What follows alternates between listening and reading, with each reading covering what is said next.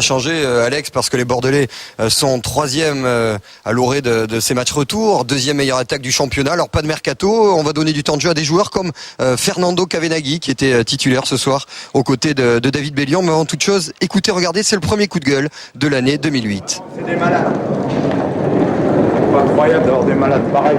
L'énervement de Gérard Bourgoin, pourquoi? Parce que faute d'escorte, l'équipe de la JOCR est arrivée à 19h, 1 heure seulement avant le match. On rentre dans ce Bordeaux-Auxerre qui avait été un match tournant dès la deuxième journée pour Auxerre et pour Bordeaux. Et on voit la GIA toujours tranquille dans son 5-3-2 avec la bonne sortie de Mignot pour Yellen qui est titulaire.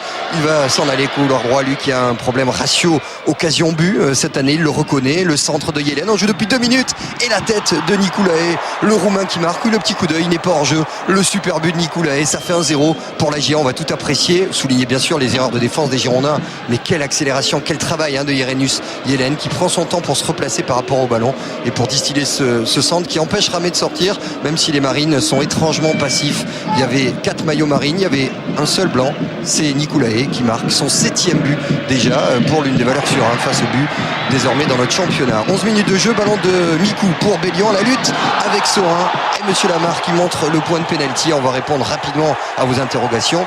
Oui, il y a eu contact et oui, c'était bel et bien dans la surface après ce ballon caressé véritablement par Johan Mikou. Pénalty donc, et pour le frapper, David Bellion, il avait déjà raté un pénalty, c'était face à Lorient. Sorin ou Bellion, balle d'égalisation pour Bellion, l'arrêt de Sorin derrière Planus qui se jette, Cavenaghi et c'est au fond. Voilà l'égalisation et voilà un vrai geste de buteur de celui qu'on surnommait le Torito lorsqu'il portait les couleurs de River Plate. C'était plus de 50 buts en 100 matchs pour lui et ça, si c'est pas un vrai geste de buteur, regardez, c'est enroulé, c'est cadré. Certes, il y a beaucoup de réussite, c'est dommage parce que l'arrêt de Sorin était somptueux. Planus qui se jette et puis là le souci de chercher le cadre, d'enrouler plus que de frapper. Ça fait un partout chanté comme après chaque but par les supporters bordelais, des déceptions de Jean Fernandez parce qu'il sait que son équipe prend un but au moment où justement elle était bien en place jusqu'à cette demi-heure de jeu et le coup franc à suivre. Il y a Cavenaghi, il y a Mikou et il y a Marc Planus qui s'élance. C'est au fond le premier but en Ligue 1 de ce Bordelais de toujours.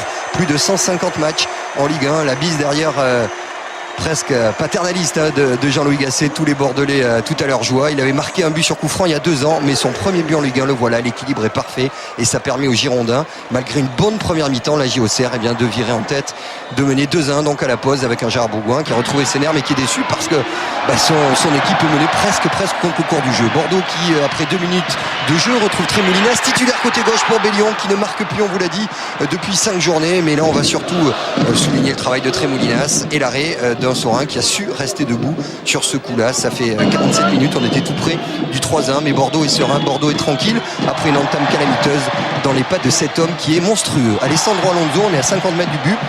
Il a récupéré, il y a le petit pont derrière, le coup d'œil, ballon pour Cavenaghi. Le reste, c'est un geste de buteur. Voilà peut-être une star qui arrive en France sous vos yeux. Fernando Cavenaghi, le doublé, il en est déjà mis un face à Nancy l'an passé. Ça fait 8 buts pour lui en 16 matchs parce qu'il avait marqué en Coupe d'Europe, en Coupe de France également. Le travail somptueux d'Alonso pour chercher Cavenaghi qui enroule, le contrôle orienté pour se sortir du marquage de Marcos Antonio. Et regardez en bas de votre écran, vous allez apercevoir un homme au chasuble, c'est Fernando. Il a déjà levé les bras depuis longtemps parce qu'il sait que sur ce genre d'action, regardez bien, c'est en bas à gauche, les bras sont déjà levés au moment où il arme la frappe. Ça veut dire qu'il le fait régulièrement à l'entraînement.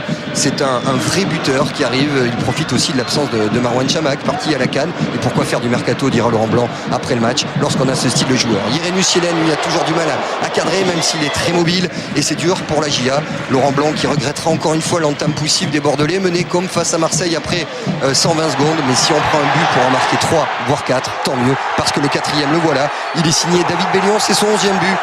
Et ça vient pour lui aussi récompenser un travail de tous les instants. Il a été très présent, comme l'ensemble de cette équipe bordelaise qui a justifié son statut d'ambitieux, également la qualité de ce groupe.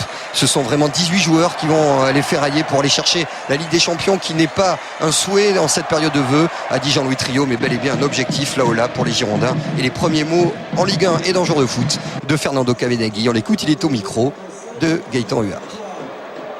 Je crois qu'on a joué très bien. On a rentré un peu dormi les premiers 2 minutes, mais après on a joué très bon match.